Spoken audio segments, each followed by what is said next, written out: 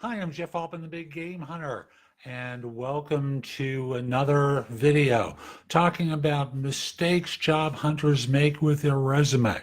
Now, I'm the head coach for JobSearchCoachingHQ.com, a site with curated information that you can watch, listen to, or read that'll help you find work more quickly. I have a focus on interviewing there. And I'm someone who worked in search for more than 40 years, filled more than 1,200 full-time positions, plus consulting assignments. I know the subject of job hunting cold.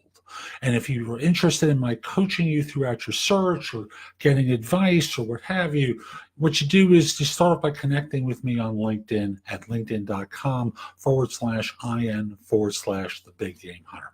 Now, just to be clear, I don't work for free and I don't answer questions for free. I'll direct you to certain services that I have or I'll be paid for my time. Okay?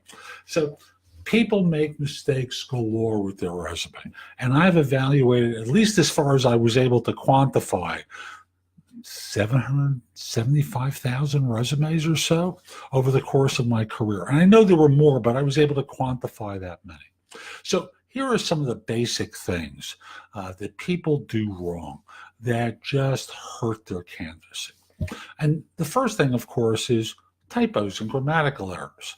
Now, you're using a computer. It's got a spell checker to it, and it's got a grammar checker to it. Run it through both. Now, I want to add in here that there are certain words that, when misspelled, are real words. For example, in years past in technology, people would sometimes mistype the word novelle or the product term novelle with one L, which would be novel, and that would go through a spelling checker. Look for those kind of words visually and don't just simply rely on the system to spot things. Number two, lack of specifics in your resume. So, for example, you understate things so far. So, for example, I work with people at a securities firm versus recruited, trained, hired, supervised more than 35 people in a investment firm in a department of X number of $1 million of budget. There's a difference in context that you give when you give more specifics. Third mistake people make. They work with that same generic resume and they send it out over and over again, like the broken watch that's right twice a day. It'll get you some interviews, but you're going to miss a lot because it's not contextualized or it's not tailored for the individual job that you're applying for.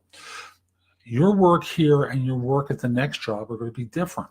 The requirements are different. You have to match it up and make the fit obvious because no one, I repeat, no one is going to call you unless it's in the resume. Number five, four, you focus on responsibilities rather than outcomes. Now, one of the things that I always coach in answering questions is an acronym called SOAR.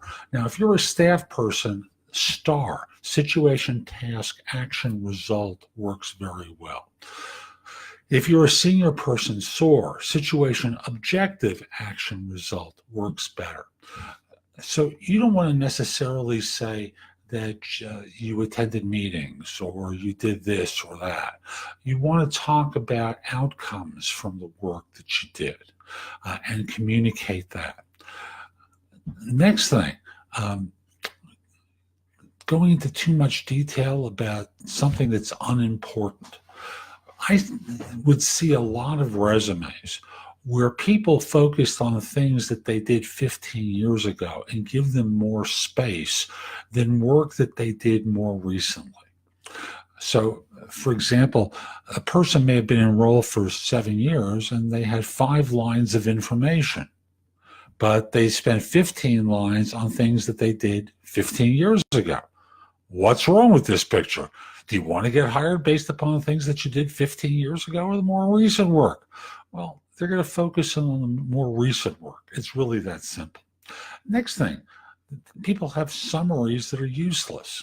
Now, you want to always think in terms of how you use a summary because you only have a certain amount of space before people make decisions. No one reads resumes, they skim. And if you want to highlight something in your background that's relevant for the role, and then make it congruent with both the rest of your resume and your LinkedIn profile, you should do that. But having one of those generic resumes, I'm going to use the one for the college grad. I want to work for a progressive organization where I can learn and grow and get ahead. Man, I used to see those all the time, and it said nothing that was helpful to me in making a decision as a search professional about whether or not to interview someone. Don't be one of those people. Speak in terms of your successes in the summary. Make it keyword rich related to the role that you're interviewing for, because otherwise you're missing an opportunity to connect with the reader about how you fit the role.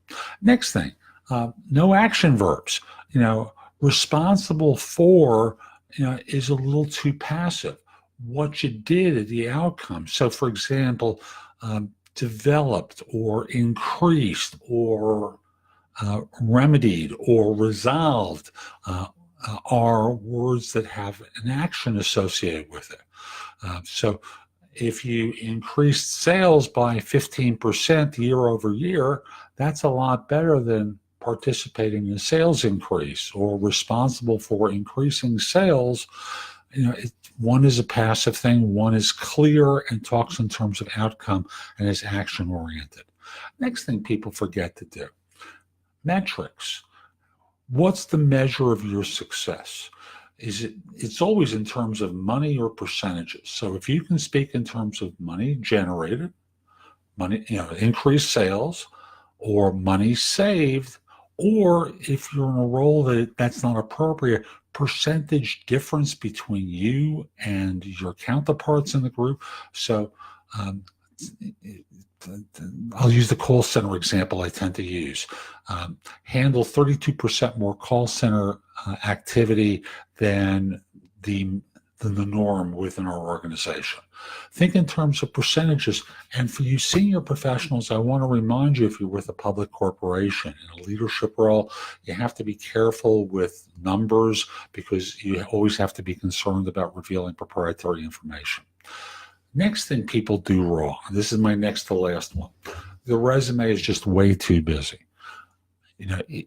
People try and get real graphical, and that can be great, or it can just make it impossible to read. Remember, if you're submitting a resume through an applicant tracking system, you want to make it easy for the system to be able to parse your resume. If you're submitting it to an individual, you want to make it visually appealing.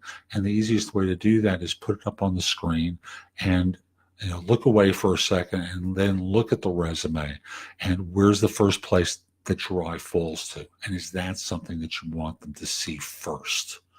So always think, and if your eyes float around to a variety of things, it's too busy. Always get it settled in. And lastly, and I'm going to add one more, I think. So we'll call that one the bonus. Contact information is wrong. And someone's not reachable. I've had situations where the phone number had a misspelling. Same thing with the email address. Someone sent me a message to schedule a conversation with me and had the wrong area code. Now that was what we'll call a fat finger mistake. Their finger, but take a look at contact information to make sure it's correct. And here's the last thing I'll mention. They use embedded headers. This is the bonus one. Embedded headers look lovely, but they were developed at a time when people would print resumes. This way, if they were printed out, people would know that this was page 1 of 2, this was so-and-so's resume, and that was perfectly logical in the days of printing out resumes, but no one does that anymore. People receive it electronically, and you don't have to embed a header. Matter of fact, you don't have to tell people it's your name on page 2, because they know that, because it's a page down on the resume.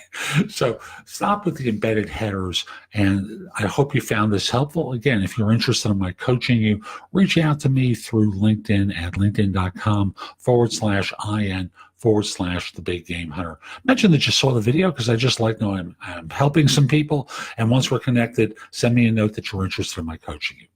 Hope you have a great day. Take care.